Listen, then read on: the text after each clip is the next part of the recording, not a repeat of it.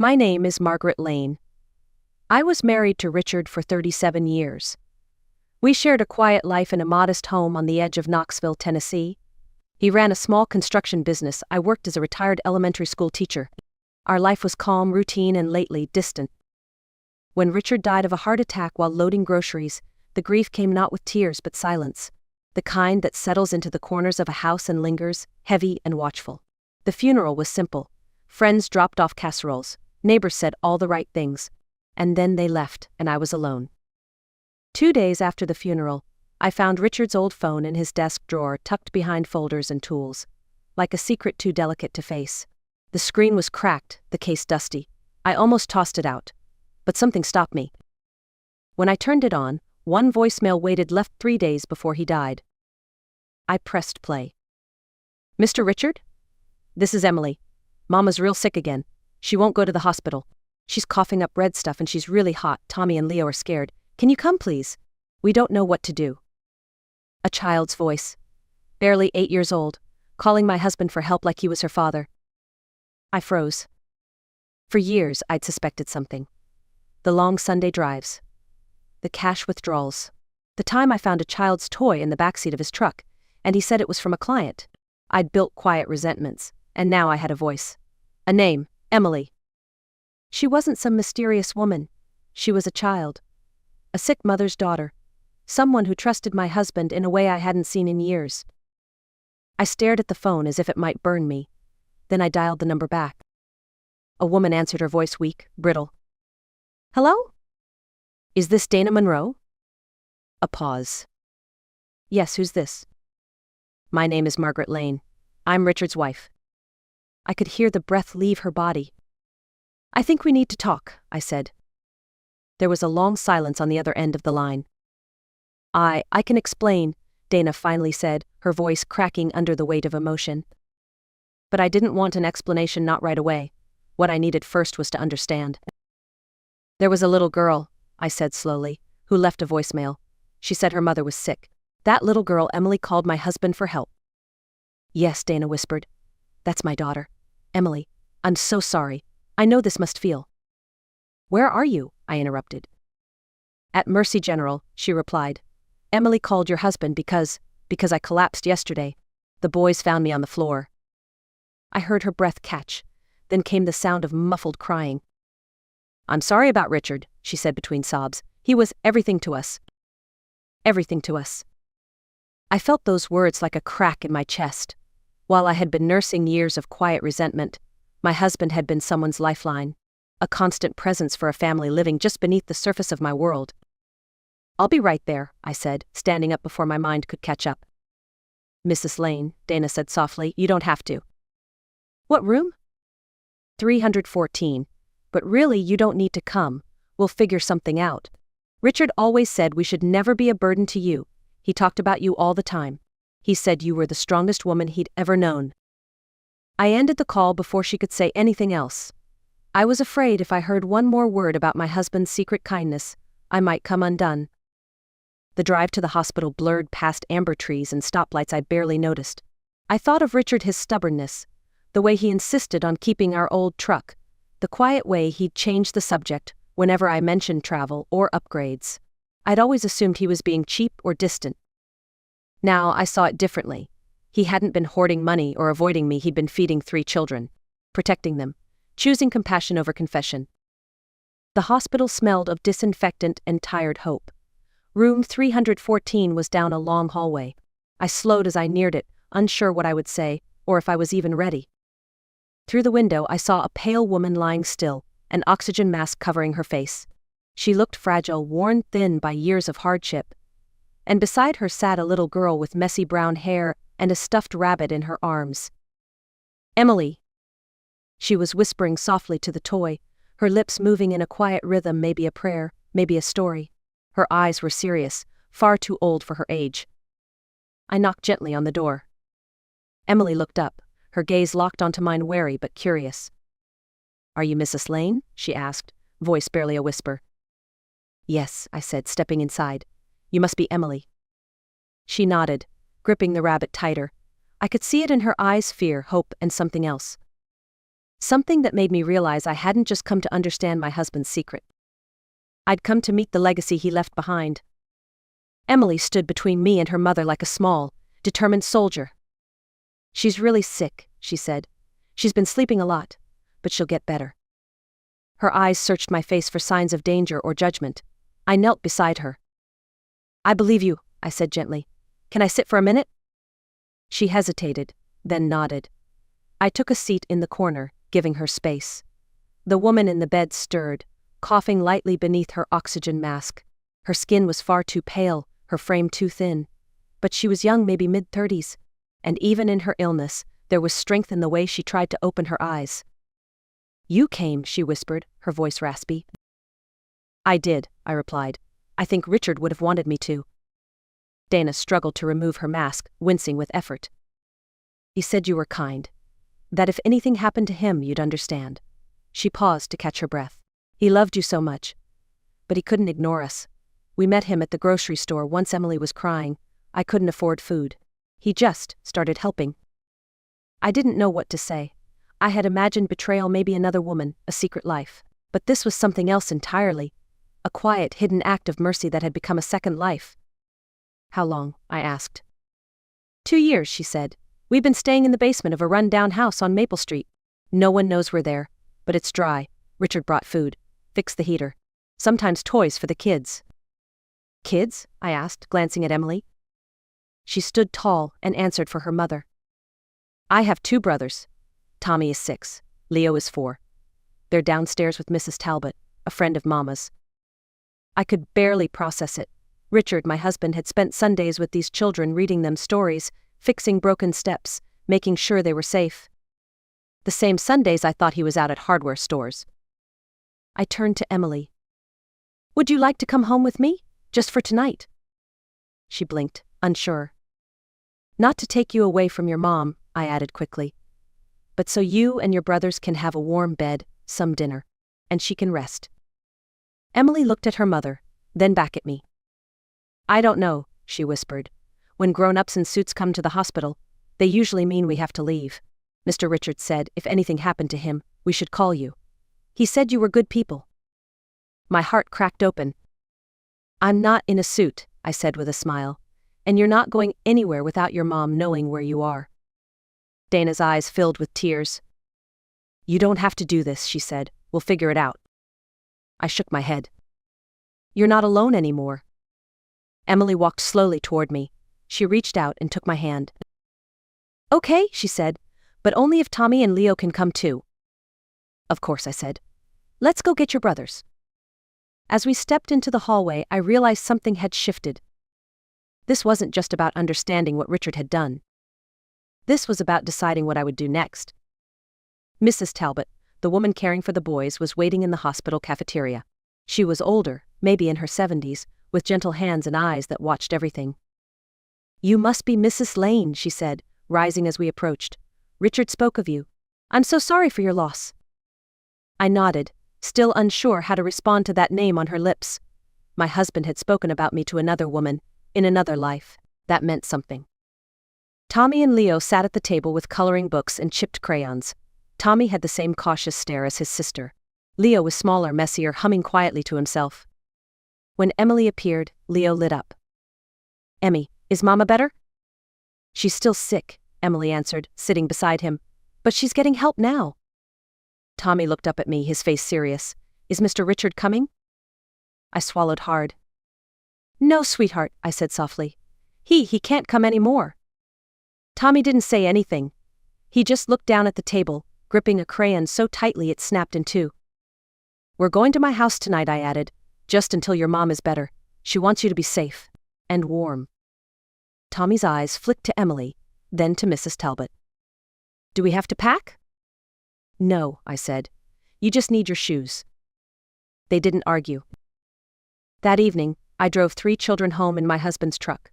Emily sat in the front, clutching a worn rabbit. Tommy and Leo were in the back, whispering between themselves.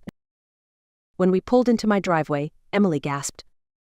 "It's so big." It wasn't. Just a 3-bedroom ranch Richard and I had bought with the hope of filling it with children. That hope never came true until now. There's a yard, Tommy said quietly. And a swing set, I added. It might be a little old, but it still works. Inside, the house felt different already. Jake immediately ran his fingers along the couch, fascinated by the soft cushions. Emily paused at the kitchen doorway, staring at the full fridge and the cookie jar on the counter. Tommy lingered near the hallway, cautious. Are you hungry? I asked. Emily answered for all of them. We had crackers at the hospital. That's not dinner, I said, pulling ingredients from the fridge. How about grilled cheese? They watched as I cooked, silent, curious, not quite sure if this was real. At the table, they sat stiffly at first, but as the smell of buttered toast filled the kitchen, something eased. They ate slowly, like they were afraid it might be taken away. You can have more, I said, as much as you want. That night, as I tucked them in with extra blankets and whispered goodnight, I realized my quiet house had been filled with noise, laughter, footsteps, breath. And for the first time in years, I didn't mind it. For the first time in years, I wasn't alone. The next morning, just as I was helping Leo tie his shoes with clumsy fingers, the doorbell rang. Standing on my front porch was a woman in her mid-30s, wearing a pressed navy blouse and holding a clipboard like it was a shield. Miss Lane? She asked. Yes. I'm Angela Wyatt, Child Protective Services. May I come in? Her eyes scanned the living room behind me, the backpacks, the coloring books, the cereal bowls still on the table. The air inside the house shifted. Emily stood frozen in the hallway. Tommy immediately stepped in front of Leo. They knew what a clipboard meant. They'd seen this before. I'd like to speak with you privately, Angela said. The children need to get ready for school, I replied, keeping my voice calm. They were removed from their home without proper authorization, she said. We need to assess their current placement immediately. They weren't removed, I said, stepping aside but holding firm. They were rescued. Their mother is in the hospital. They had nowhere else to go. Angela consulted her clipboard. We have a history on the mother. Dana Monroe was previously flagged for child endangerment due to inadequate housing and nutrition.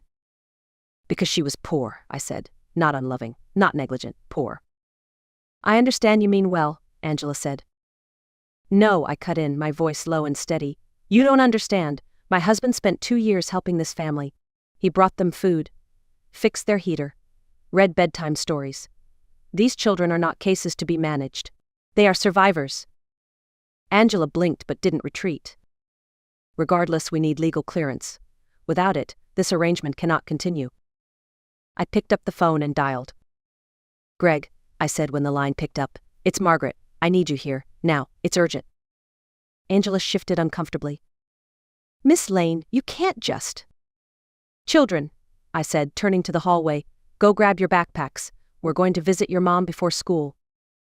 They moved quickly, used to the unspoken tension of grown-up conflict. Emily lingered at the edge of the room. Are we in trouble? She asked.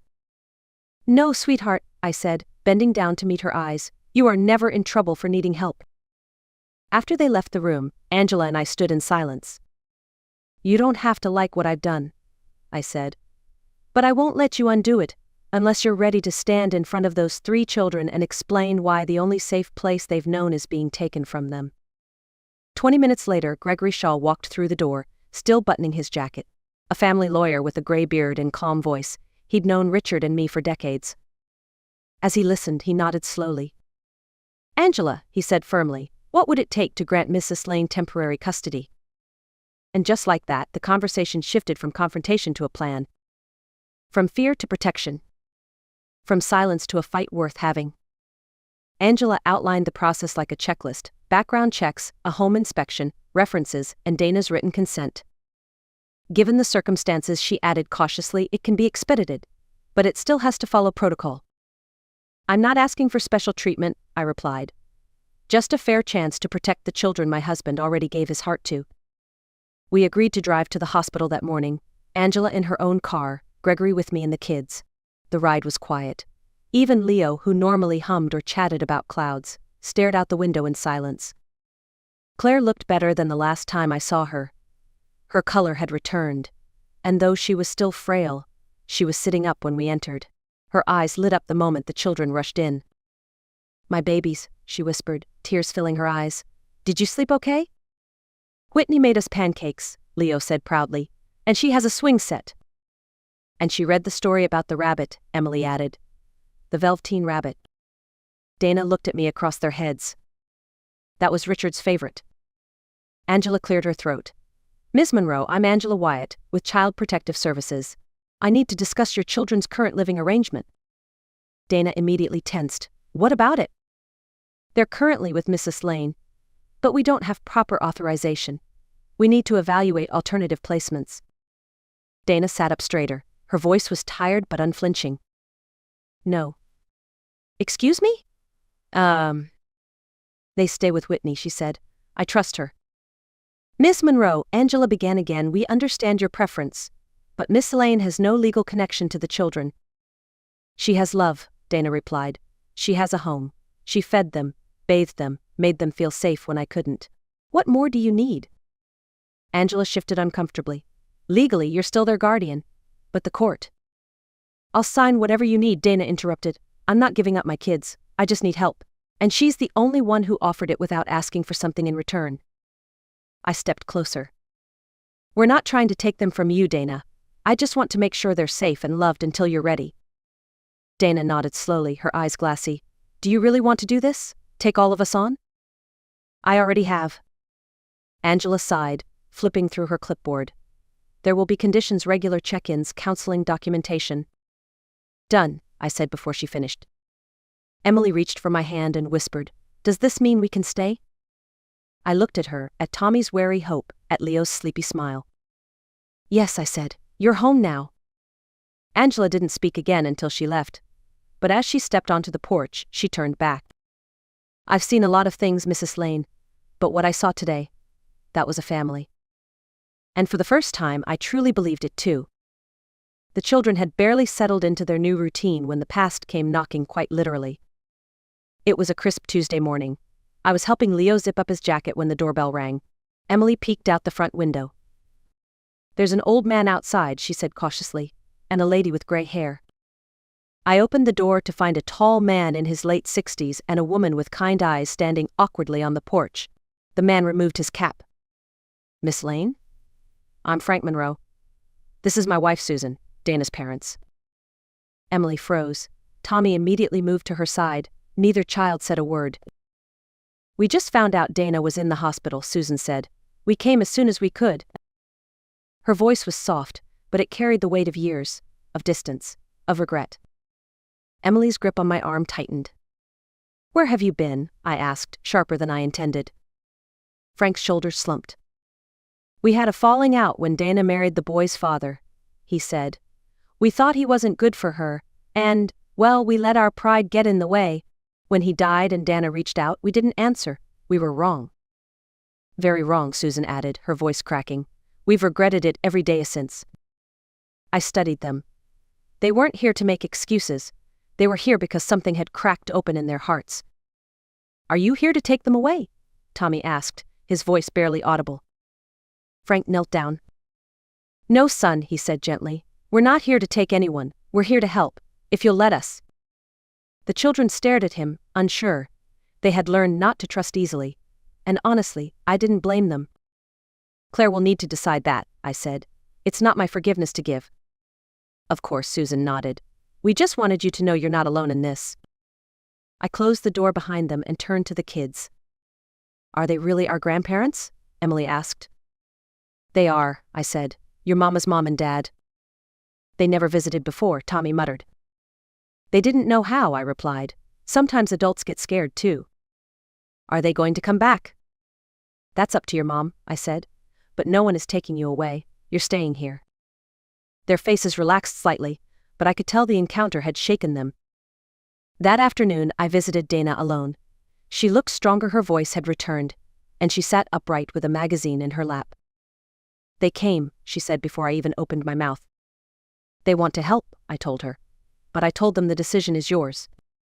Dana looked out the window for a long moment. I don't know if I can forgive them, but I also don't know if I want my kids growing up without grandparents. That's not a decision you have to make today, I said. She nodded, then looked at me.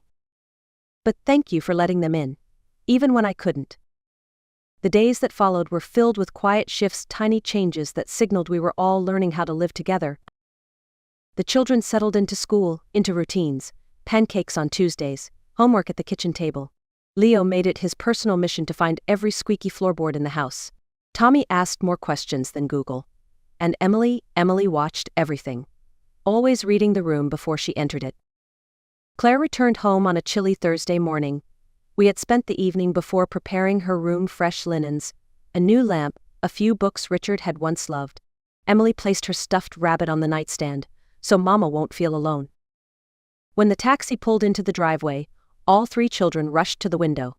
Claire stepped out slowly, thinner than before, but with color in her cheeks and something determined in her step.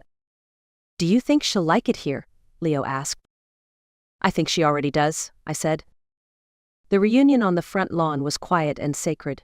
No fanfare, just the soft sounds of children clinging to their mother, and a woman breathing in the scent of her family.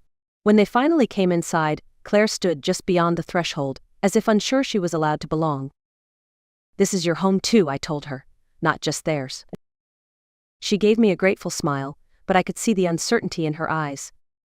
In the following days, Claire moved through the house like a guest. She asked before using the washer. She apologized for staying up late. She wrote grocery lists like confessions: milk, bread, apples, as if each item needed to justify its presence. One evening, I found her crying in the kitchen. "I'm sorry," she said, wiping her face quickly. "For what?" "This," she said, holding up the grocery list. "This ordinary thing. I used to spend nights awake wondering how I'd feed them. I've had to choose between gas and groceries. And now there's just food in the fridge. And it breaks me." I sat beside her. "You don't have to apologize for needing help," I said. Claire looked at me, eyes shining. "Do you regret it? Taking us in? Turning your life upside down for a family that isn't really yours?" I thought about the silence that had lived in this house. About the way Richard and I had once passed each other like shadows. About the laughter now echoing in the hallways. Crayons on the floor. Bunk beds. Bedtime stories. "No," I said. "You didn't turn my life upside down. You gave it back to me." "But the sacrifice." "There is no sacrifice," I replied. "I cook because someone's hungry. I wake up because someone needs me. I laugh because a 4-year-old tells the worst knock-knock jokes in Tennessee. What exactly am I sacrificing?" She was quiet for a long time. "It's hard to believe we could be a gift instead of a burden." "Then, let me help you believe it. One day at a time." The turning point came on a rainy Sunday morning, when Emily and Tommy got into a shouting match over who was supposed to feed Misty, the scrappy gray cat that had started showing up on our porch the same week Claire came home. Emily stood in the living room, fists clenched. "I always do it," she cried. "I take care of everything and everyone, and I'm tired." Claire moved to intervene, instinctively reaching to smooth things over like she always had, but I stopped her gently with a hand on her arm. "Let me." I crouched down in front of Emily, who looked more overwhelmed than angry. Her little shoulders were tense. Her eyes were brimming. "You're right," I said. "You've been carrying a lot. But you know what?" She blinked, waiting. "You're fired." She tilted her head. "What?" "You're fired from being responsible for everyone else. Your new job is to be 8 years old." Tommy, watching from the stairs, raised an eyebrow. "What about me?" "You're 6. You're hired to play and ask too many questions. Leo's job is to build castles and spill juice sometimes." "And who's going to do the hard stuff?" Emily asked. I smiled. "That's our job. Mine and your mom's. Grown-up stuff belongs to grown-ups." Emily was quiet for a while. Then she whispered, "But what if I forget how to be a kid?" "Then we'll remind you," I said. "Every single day, if we have to." That night, after the house had gone quiet and the rain tapped gently on the windows, Claire and I sat by the fire with our tea. There was something soft and steady between us now, an unspoken rhythm. "Whitney," she said, "there's something I need to tell you about Richard." My heart gave a small thud. The day he died, he was supposed to meet us at the grocery store. He'd been planning to tell you, to bring us to meet you. He said he was tired of keeping secrets. I closed my eyes. The ache was sharp, but clean. "He told me you'd be mad, that you hated secrets. But he also said you were the kindest person he'd ever known, and that if anyone could understand, it would be you. I looked at the fireplace, at the photos now lining the mantel, Richard in his work boots, the kids on the swings, Claire smiling faintly in a hospital gown. He was right, I said. Claire nodded. He didn't mean to hide us out of shame. He didn't want to divide his life. He wanted us to be one. Tears slid down my cheeks before I could stop them. He was trying to bring us together, I whispered. And he had. Not in the way he planned, but perhaps in the only way that was ever going to work. By trusting me to love them after he was gone. By giving me the chance to become something more than I'd ever been. Family. Claire officially moved into the guest room that November morning, just as the last leaves drifted from the maple trees in the yard. The kids were buzzing with excitement. Emily had made a welcome banner from construction paper. Tommy cleaned his room twice. Leo kept asking if his mom would still need medicine, or if she could chase him around the yard now. The taxi pulled into the driveway, and Claire stepped out slowly. Her body was thinner, but her presence was stronger. She looked up at the house not like a guest this time, but like someone coming home. "Welcome back," I said, opening the door. "Thank you," she whispered. And in those 2 words I heard years of exhaustion, survival, and the quiet beginning of hope. The first few days were delicate. Claire asked permission before turning on the washing machine. She apologized for taking up fridge space. She said thank you too often. The children, too, were learning how to divide their hearts. They loved their mother, but they had grown attached to me. It was a strange emotional dance, everyone afraid to step on someone else's toes. Then one night, I caught Claire crying at the kitchen table. She held up a simple grocery list: bread, milk, apples. "This," she said through tears, "this normal thing. I spent 2 years terrified we wouldn't have food, that I'd have to send my kids to bed hungry again. And now there's just food in the fridge. Like it's no big deal." "It is a big deal," I said gently, "but not one you have to carry alone anymore." A week later she approached me with an idea. "I want to work again," she said, "not because I owe you, but because I want to stand again." "I get it," I said. "What did you do before?" "Bookkeeping," she answered. "I was good at it. Honest work, steady." "There's an office upstairs. Richard never used it. You can have it." "You'd let me run a business from your home?" "Our home," I corrected. "And yes." That night, after bedtime stories and lukewarm tea, Claire sat across from me by the fire. "I used to think needing help was weakness," she said. "I used to think being alone was strength," I replied. We both laughed, a soft, tired, healing kind of laugh. Outside, the wind pressed against the windows, reminding us winter was near. But inside there was warmth, not just from the fire, but from something deeper. Love that had been chosen, not out of obligation, not out of blood, but because we had all looked at each other broken, worn, uncertain, and decided to stay. Some families are made in hospitals, some in courtrooms. Ours was made in grief, in grilled cheese sandwiches, in bedtime stories, in whispered promises not to leave. Richard didn't just leave behind a secret. He left behind a beginning. And together we stepped into it, one honest, imperfect, beautiful day at a time.